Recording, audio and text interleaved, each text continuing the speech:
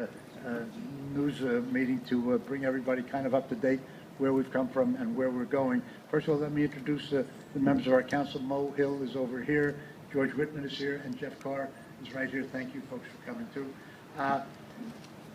You know, the 2-year anniversary has mixed emotions. It seems like it was so far away, and yet it also seems like it just happened yesterday. I don't know if anybody ever heard this story, but we knew the storm was coming. It's certainly much better than an earthquake or a tornado. At least you have some heads-up warning. But Governor Christie inaugurated 5 p.m. Conference calls with the mayors along the coast starting 4 or 5 days before the storm. And each night he had Colonel Fuentes, the head of the state police, who's also the OEM director for the state. He had people from DEP. Of course, he had himself, people from DCA and so on. And they kept trying to keep us abreast of what was going on and what we should be doing.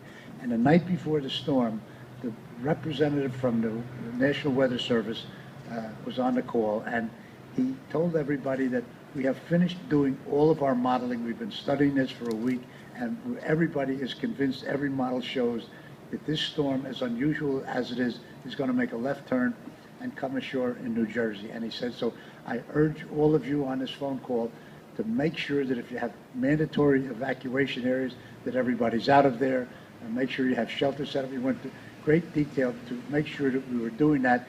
And this is how he ended his call, and I will never forget it. He said, mark my words, there is nobody alive in the state of New Jersey that has ever seen what we're going to see as a result of this storm. And boy, was he right on. We had set up our own OEM headquarters out at police headquarters days before to be ready for this thing. And I guess most people know we have all of our first responders, police, fire, EMS. We have the schools because they provide the buses, they provide the shelters and so on. We had, of course, Lou's public works folks there. Let's see what else we had. Oh, and we had Debbie Winagraki, our public information officer. That was such an important job to make sure we got all the information out either on the internet or on the radio. And of course, once the storm happened, so many of the people who needed to hear from us were difficult because they were out of power, but communication was a really serious problem. I thank Debbie for doing that. I'd like to tell you what we went through and where we're going. I'm sure most of you have heard these figures before, but you know, along the coast of New Jersey, the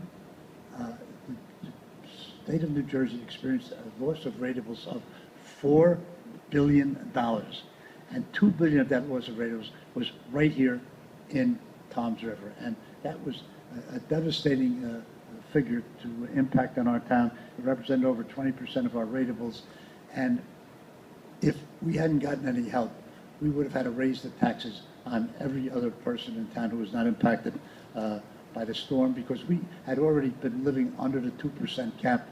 We couldn't do anything else to save any money. We still had 18 schools functioning. We had our police and public works and so on working in the whole government operation running, so we couldn't cut any more than we had already done that even before the storm.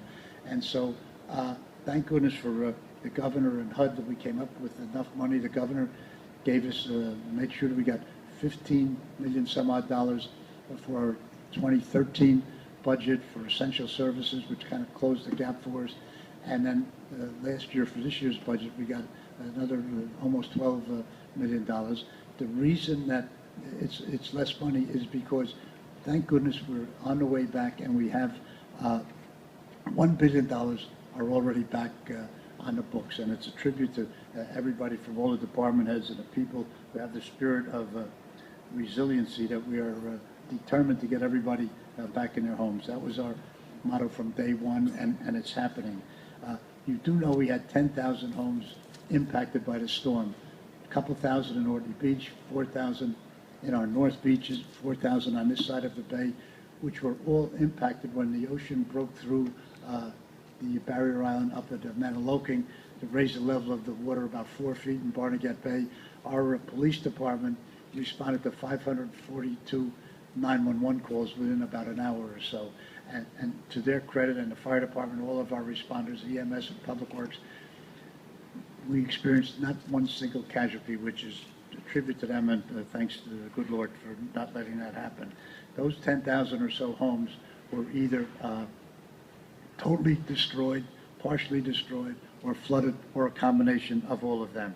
And knowing that, and that's where we came from, I will tell you that as of right now, as of this week, we have issued 1,510 demolition permits, and of that number, 1,190 have been completed. And don't forget, these are homes, these are people's houses that have been demolished, with everything in them. We've issued 1,030 new home permits, and 330 of them are occupied, and that's where the rateable base is coming back with people rebuilding their homes. We've issued 402 elevation permits. As you know now, if you have to rebuild in the areas, how high you have to go to elevate your home depends on where you are on the FEMA floodplain elevation maps. We've had over 4,000 homes that have had substantial damage, which is more than the 50 or 51%. We've issued 4,124 zoning permits since Sandy, and 2 years before Sandy, the 2 years before Sandy hit, we averaged 1,100. So it goes to show you how busy Ken and his folks have been in the building department, working days, nights, and so on to keep up with all of the demands for service in that area. You know, with the substantially damaged homes, they have about a 4-hour window from the date of the storm to fix their homes. Bring that over. I brought this, I asked them to bring this out just so that we remember. People say, gee whiz, how come we're not finished or whatever.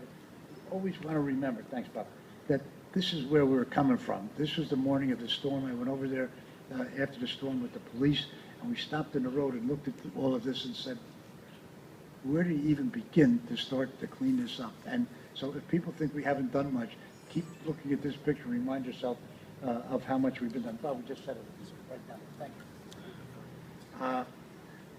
To talk about the substantially damaged homes, we've identified almost 4,000. It's really 3,995 homes. Some of these figures, we're going to have a handout for you news people, so you don't have to try and remember all of these figures. We're going to keep notifying these people. We've had the people who know that their homes have to be elevated or demolished.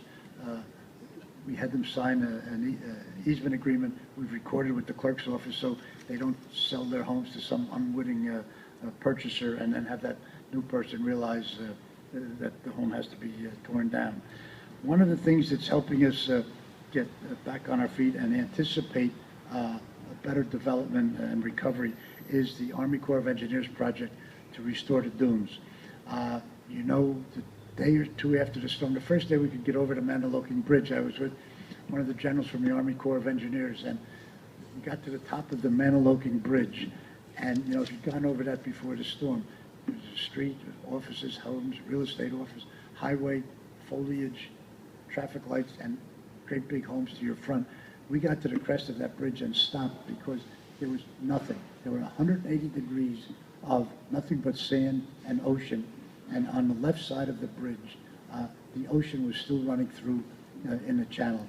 And General Ware, one of the generals from the Army Corps, said, Tom, if our project had been in place, none of this would have happened. And what he meant by that was that they extend the beach out a couple of 100 feet and bring the dune up to about 22 feet above sea level.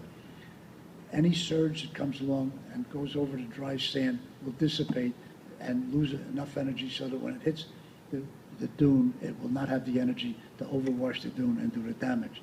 And of course, the beach, the ocean would not have broken through the barrier island, and as a result, the damage on both sides of the bay would not have occurred either. So it's critical, and that's why we were determined, the governing body, the council, myself, to make sure that we got all of the property owners along the beachfront to sign easements to permit the Army Corps of Engineers to go ahead with their project. They would not do that unless, because they just can't trespass on the property, people own the property, and they would not do the project unless everybody signed the easements. It was a bit of a struggle. We had a lot of cooperation, but we also had to do some arm twisting and more. We're down to a very few number. The Army Corps says that the Attorney General's office is going to take care of those holdouts. They went out to bid this month. They expect to award the bid sometime in January and start sometime after the first of the year. I can't give you an exact date because they haven't awarded the contract out on that. But that is going to be something we're really going to look forward to. We anticipate that once that contract and the work is done, that it's going to enhance the value of the properties over at the Barrier Island and hopefully encourage more development, because people are going to feel that it's safer to go ahead and spend the money to rebuild.